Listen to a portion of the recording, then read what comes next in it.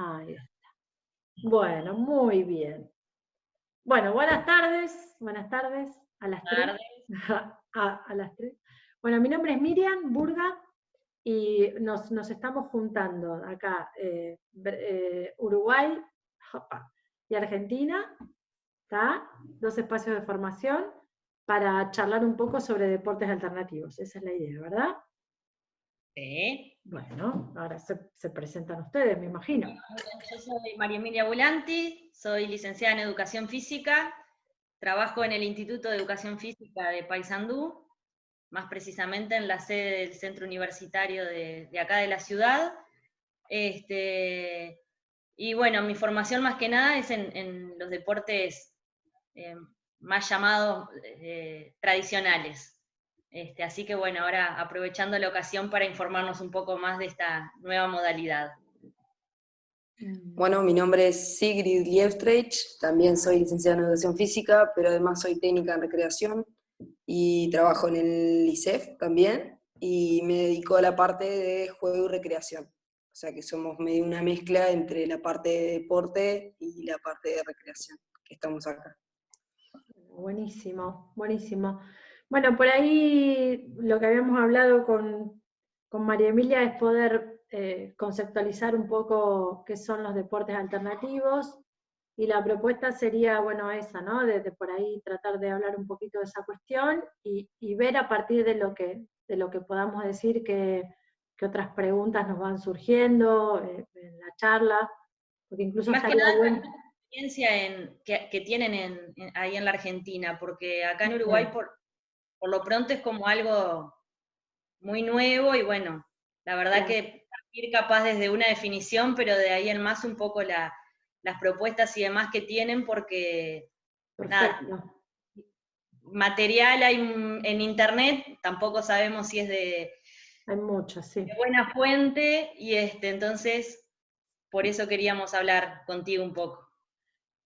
Bueno, yo por ahí, más que nada, les hago un raconto histórico, porque en realidad deportes alternativos es una designación, o sea, es un nombre, es una denominación, o sea, no se refiere puntualmente a tal o cual deporte, ¿sí? Sino que es una designación que se origina en el INEF de Madrid en los años 80, en 1980, en un grupo de investigación sobre prácticas nuevas, prácticas raras.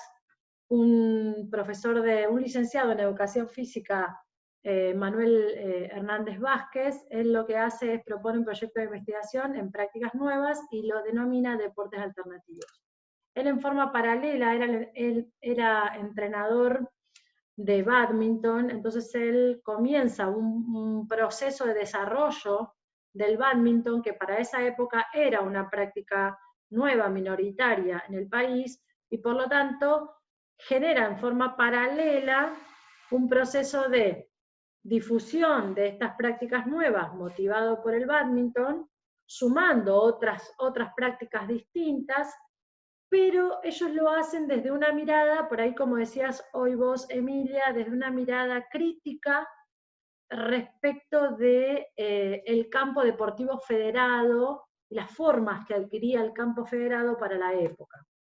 Fíjense que ellos en ese momento tenían como un discurso muy vinculado a lo que se llamó un movimiento que fue muy fuerte en los años 60-70 del deporte para todos, ¿sí? Por ahí los que somos más viejitos conocemos ese concepto, que en realidad se trataba también de un movimiento que implicara eh, ampliar el acceso, ¿sí?, a el campo deportivo de la mayor cantidad de gente, más allá de su posición económica, su nivel de juego y de rendimiento, etcétera, etcétera. Más que nada basado en una perspectiva de el derecho al acceso al deporte. ¿Tá? Eso estuvo muy, muy en boga en esa época, 90, 80, 70, 80 en Europa.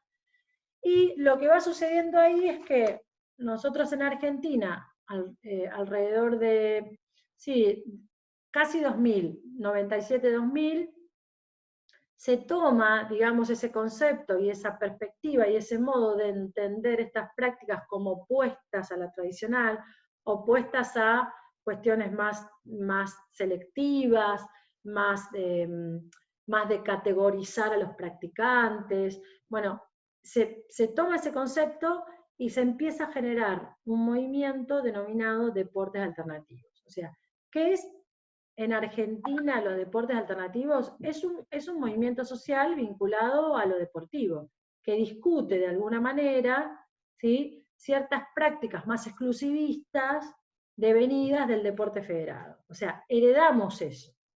Eso no significa que nosotros después, en el proceso, que ya tiene casi 20 años, no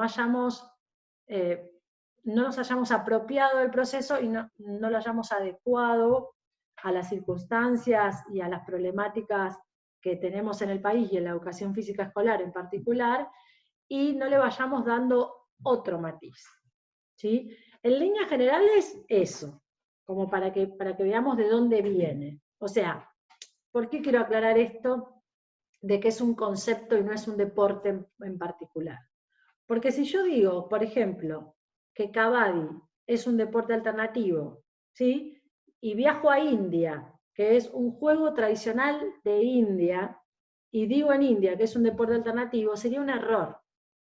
Entonces por ahí una de las cosas que nosotros hacemos es separar lo que es el concepto de deportes de lo que es el concepto alternativo. Alternativo es un adjetivo. Es un adjetivo que para poder enunciarlo, ¿sí?, yo me tengo que posicionar en un contexto. Entonces, para Argentina, los deportes nuevos, a ver, algunos nuevos, emergentes, minoritarios, o deportes tradicionales del país que no eran conocidos en la población, como por ejemplo los deportes alemanes, como el Faustball, o sea que existieron siempre en el país, pero no eran tan conocidos por la población, ese grupo de deportes es denominado alternativos. Alternativo a las tradiciones deportivas más conocidas, alternativo a las poblaciones de jugadores y técnicos grandes o masificados que ya existen. Digo, en ese sentido se habla de alternativos, ¿sí?, como para arrancar. ¿Deben tener determinadas características o algo de eso para incluirlos ahí? ¿O ser eso que vos decís? Mira, en realidad, acá lo que te puedo decir es lo siguiente. Nosotros tenemos, ahora justamente que tenemos a alguien del campo de la recreación, ahí hay todo un tema, porque por eso yo en los textos hablo de un campo, no hablo de los deportes, hablo de un campo, de un espacio de lucha entre posiciones, ¿sí? O sea, bien burdiano. Entonces digo, yo hablo de campo, ¿por qué? Porque depende del espacio que lo promueva y lo piensa, ¿sí?, adquiere un modo de ser. A ver, los deportes alternativos en Argentina están ligados a una ONG, que ahora es un Consejo Argentino de Deportes Alternativos, que se llamó CODASPOR en sus inicios, y el pionero de difundir estas prácticas es de profesión recreólogo. Eso significa que su mirada siempre estuvo atada a generar espacios deportivos, ¿sí?, que vinculados al tiempo libre, el ocio y la recreación, en sus inicios, ¿sí? ¿Qué pasa? Por una cuestión, digamos, de búsqueda de legitimación en el espacio cultural, siempre se buscó tener un discurso, ¿sí?, que brindara opciones, brindar a aquellos baches que generaba el deporte federado. Por lo tanto, vuelvo de vuelta. ¿Qué significa eso? Que para que fueran alternativos tenían que ser diferentes a lo que planteaba el deporte federado. Entonces, para que fueran alternativos, desde el principio las prácticas tenían que adoptar la forma de ser inclusivos, ¿sí?, de poder practicarse mujeres y varones en forma conjunta, de generar competencias no por niveles de juego ni por categorías, sino competencias donde se pudieran encontrar diversos tipos de personas con diversos niveles de rendimiento, y que implicara un aprendizaje conjunto de esto nuevo. Fíjate que cómo se ata constantemente la práctica con el discurso, ¿no? Y el discurso y la práctica, en realidad, en estas prácticas minoritarias o nuevas que se abren camino en un espacio, lo que buscan es legitimarse. Entonces, ahí hay una posición y una política, ¿sí? Por eso, los deportes alternativos existen en nuestro país y tienen que existir, y son exhortados a existir en un modo que marque una cualidad distintiva respecto de las cualidades, digamos, más opresoras de los deportes federados. Pero eso no significa que en términos reglamentarios sean exclusivamente eso que se dice. Tiene que ver con los formatos que adquiere la práctica. Eso por un lado. Por otro lado, el campo de los deportes alternativos, estratégicamente también piensa y selecciona las prácticas que son más afines con aquellos criterios que están fuera del campo. Están fuera del campo y están ligados ¿a qué? A la educación. O sea, que una práctica sea inclusiva, más que del deporte, es de la educación. Que una práctica sea intergénero e intergeneracional, más que al deporte, está ligado a la educación. Entonces, fíjate que a este campo lo precede otro campo, que es el campo educativo, que exhorta que estas prácticas adquieran esa forma, y por lo tanto, así como todo contenido escolar es una selección y un recorte de la cultura, también se recorta de ese gran campo heterogéneo de deportes que existe a nivel global, a nivel mundial, se recortan aquellas prácticas que son más afines con esos criterios educativos que lo preceden. ¿Sí? O sea que este plan de deportes alternativos está incluido en el sistema de primaria. ¿De ahí? A ver, cuando yo digo criterios educativos no estoy hablando del sistema. Ajá. ¿Sí? Porque los criterios educativos tienen que ver con los actores que forman parte de estos espacios. Entonces digo, en los deportes alternativos de Argentina hay actores que son recreólogos y hay muchos profesores de educación física. ¿Qué pasa? Los profesores de educación física que empezamos a trabajar en este ámbito, ¿qué hicimos? Empezamos a difundir y promover aquellos deportes en los que creíamos que nos podían acompañar en la formación de la ciudadanía de nuestros jóvenes y niños. Y eso lo hicimos por fuera de la escuela, en principio, y luego trabajamos por su legitimación hacia dentro de la escuela.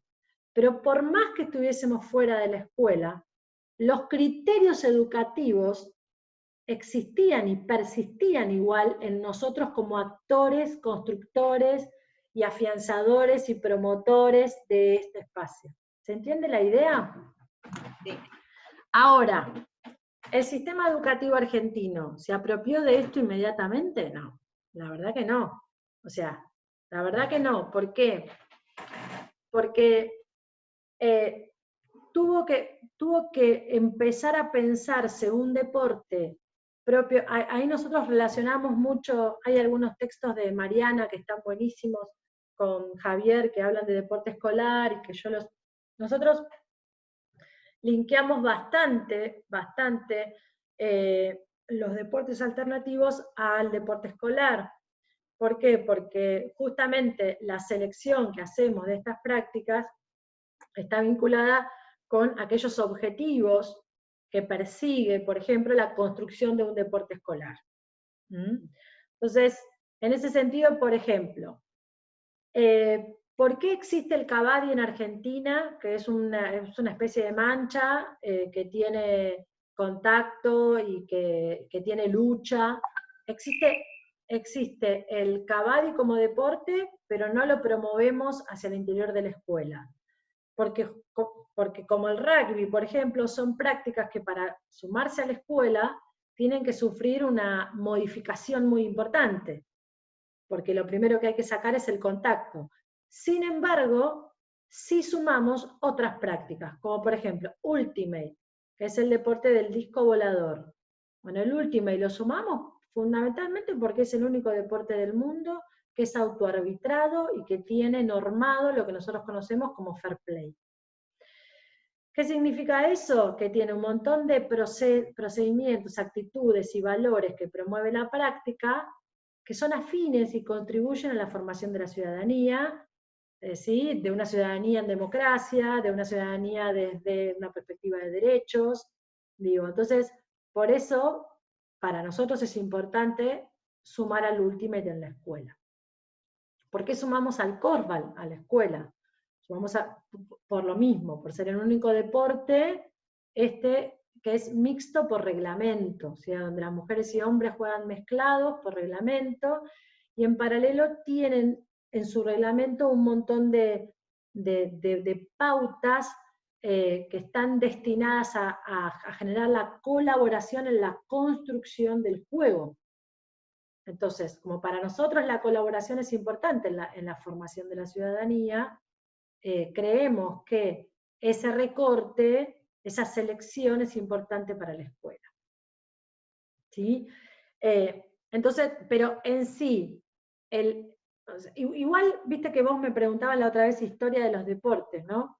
O de los deportes alternativos. Igual cada deporte tiene su historia. Una de las cosas que nosotros incluimos, porque ahí hay otro punto importante. No solo, perdón, y respondo antes a la pregunta que hiciste, ¿los deportes alternativos están en el sistema educativo hoy en la escuela, por lo menos en la provincia de Buenos Aires? Sí. Sí, están como contenidos hoy. Es más, ahora en esta circunstancia de aislamiento social, preventivo, transitorio, donde la educación es a distancia, la Dirección de Educación Física de la provincia de Buenos Aires baja como contenido prioritario deportes alternativos. Entonces, digo, hoy en día están jerarquizados como contenidos escolares. Pero eso llevó un trabajo de muchos años, donde ¿qué hicimos nosotros? En realidad lo que hacíamos era justamente estudiar los diseños curriculares, cuáles eran los valores, las actitudes y procedimientos que promovían los diseños, y empezar a hacer propuestas adecuadas a esos preceptos, a esos criterios. Entonces, de esa manera nosotros generábamos, digamos, el reconocimiento que necesitábamos. Claro, ¿no?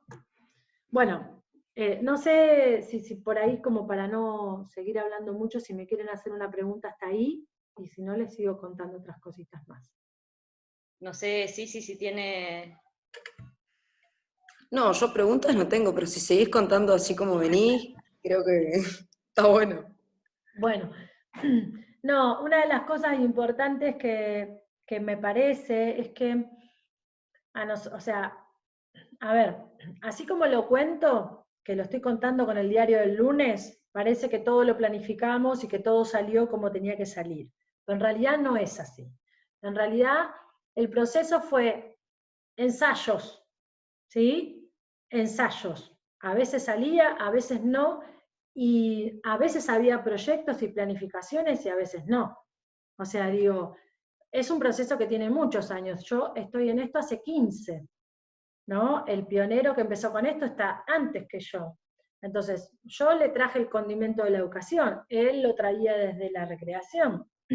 Cada uno fue aportando desde su profesión, desde su desempeño profesional, cuestiones que contribuyeron al movimiento. También generaron disputas internas, también generaron separaciones de los actores, gente que está y se va, o sea, digo, bueno, dentro de los que quedamos en este proyecto, dos profesoras, Sandra Manuel y yo, somos las que estamos interesadas en esto como contenido escolar. ¿Se entiende? Hoy. Nosotros también hicimos un proceso de formación de plataforma de jugadores, de institucionalización del deporte también lo hicimos, porque eso se hizo en Argentina. O sea, en paralelo se fue desarrollando a nivel cultural. Para eso siguió todo el proceso que sigue el deporte tradicional y federado. A ver, o sea, no hay otra forma de legitimarse a nivel federado que no sea federándose, que no sea formando una institución, que no sea relacionándose con, o sea, o afiliándose a una institución internacional o a la mundial que rige a todo esto. O sea, por eso es muy difícil para nosotros hoy decir es tradicional o es alternativo y son opuestos. No. La formación del deporte en la cultura no ha cambiado, o sea, porque vivimos en una sociedad moderna y vivimos en una sociedad que es la sociedad de las instituciones. Entonces, la escuela es una institución, el hospital es una institución, el ejército y los deportes. Y entonces, en ese sentido, nosotros seguimos construyendo los deportes, construyendo instituciones. Eso no significa que nuestras instituciones no se pregunten, se repiensen más que las instituciones tradicionales. ¿Por qué? Porque somos nuevas. ¿Por qué? Porque tenemos un antecedente de cosas que ya no nos gustan, que ya no nos interesan, que nos parece que están obsoletas para la época. Entonces, en ese sentido, las formas institucionales que construyen los deportes alternativos es muy probable que adquieran características actuales. ¿Se entiende? Actuales. No sé si alternativas, pero actuales. Dejando el ámbito institucional, con respecto a lo escolar, a nosotros nos ayudó este espacio a pensar el contenido escolar con otros aspectos, a sumar otros aspectos. A ver, una de las críticas fuertes que le hicimos al deporte escolar nosotros es que solamente enseñaba reglamento, técnicas y tácticas. Para nosotros eso es una visión reducida de lo que es el fenómeno del deporte. Entonces, nosotros decimos que la enseñanza de la escuela debe garantizar el acceso al bien cultural. Y si yo digo que es un bien cultural, los aspectos se amplifican.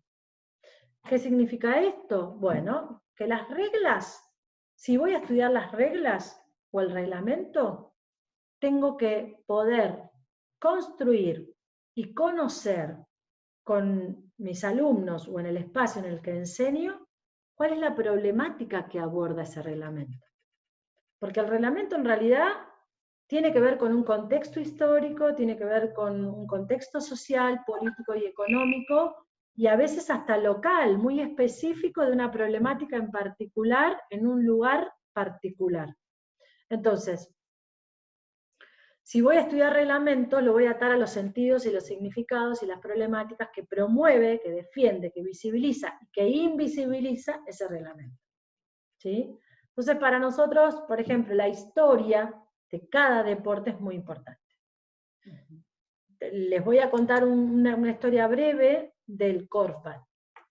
A mí, por ejemplo, el Korfball hoy en día se promueve como un deporte mixto, porque es para mujeres y varones juntos, no divididos por categoría.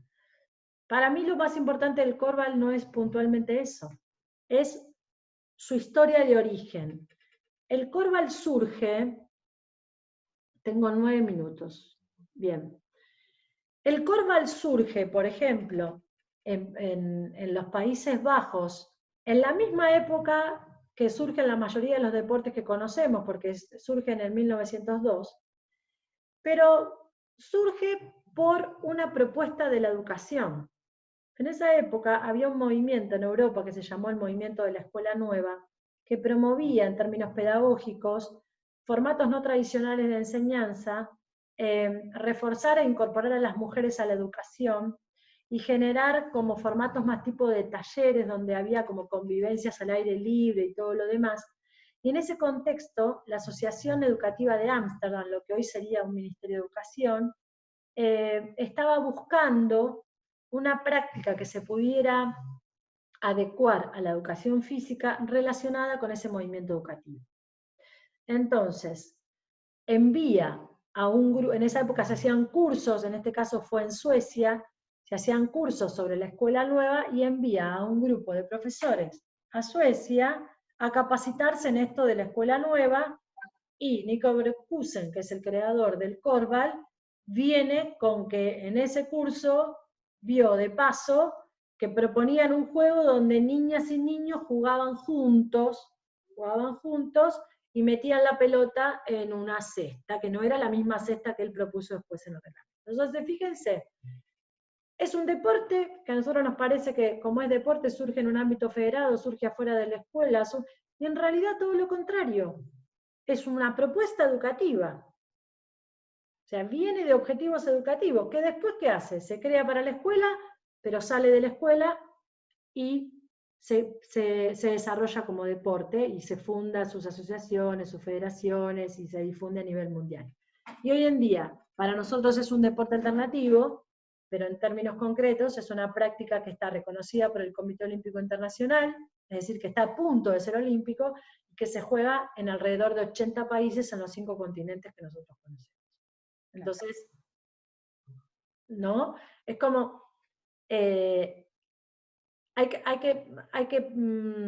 para poder hablar de alternativo, hay que poder desmenuzar un poco de qué hablamos, ¿sí? Porque si no, por ejemplo, el Ultimate, vos decís, está bien, el Ultimate es autoarbitrado, genial, pero ¿por qué es autoarbitrado? Porque nace en 1968 en Estados Unidos, pleno hipismo, toda la oposición a la guerra de Vietnam, o sea, ¿y quiénes lo crean? Jóvenes. Y los jóvenes en esa época, ¿qué discutían? Discutían la autoridad.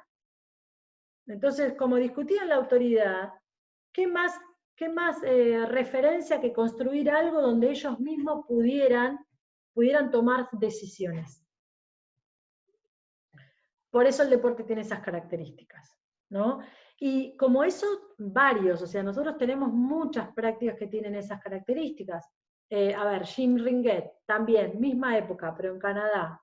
Jim Ringet es un deporte, es como un hockey, donde el palo no tiene pala, y donde se usa por eso se llama Jim Ringet. El ringet se usa un anillo, ¿no? Que se desplaza por el suelo y tiene 2 arcos y se mete el anillo en esos arcos. En realidad el Jim Ringet es un deporte que genera mucha participación, porque por ejemplo limita el pasaje del jugador de línea de media cancha en conducción del ringuet. O sea, está obligado a pasarlo, o está obligado a hacerse un autopase contra las paredes. O sea, limita la participación, limita el contacto. Bueno, ¿por qué tiene esas características el Jim Ringet? En realidad, porque en Canadá existía en ese formato el hockey sobre hielo, y el hockey sobre hielo tiene muchísimo contacto, y querían pensar algo que pudieran jugar mujeres. Entonces dijeron, las mujeres no se pueden pegar. Entonces ahí entra, por ejemplo, que es muy interesante para hablar con la gente que se dedica a la construcción de las políticas feministas y perspectiva de género, muy interesante para interactuar con ellos. Porque en realidad ahí hay una cuestión de estereotipo de lo que es lo femenino, ¿sí? Que influye en cómo pensar una práctica para ese género, ¿no? Y así se crea el Jim Ringet. Fíjense que no podemos decir que los deportes alternativos son inclusivos porque son alternativos, no, son inclusivos o están en términos de igualdad porque responden a otros procesos y a ciertos problemas puntuales que se generaron en un momento histórico específico, en un lugar en particular.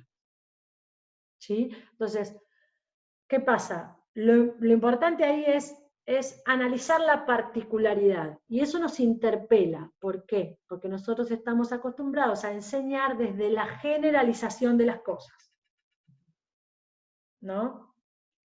Y en eso lo alternativo nos ayuda a entender, por ejemplo, que en la sociedad actual en la que vivimos, la escuela ya no normatiza como antes, sino que al contrario debe atender, promover, tolerar y dialogar con lo diverso que es la cultura juvenil que entra a la escuela, ¿no? Entonces, en ese sentido, a nosotros nos interpela y nos ayuda. ¿Sí? ¿Y cómo ha estado valorado esto a nivel de la escuela y demás? ¿Valorado qué? ¿Lo alternativo? Sí, como Y el trabajo del alternativo en lo que es el sistema ahí de primaria y demás. en realidad, como que actualmente para mí está sobrevalorado, está positivamente sobrevalorado, porque se cree que lo alternativo da respuesta a esa diversidad, que lo tradicional, y lo digo entre comillas, o lo convencional no puede dar respuesta. Y para mí eso es discutible.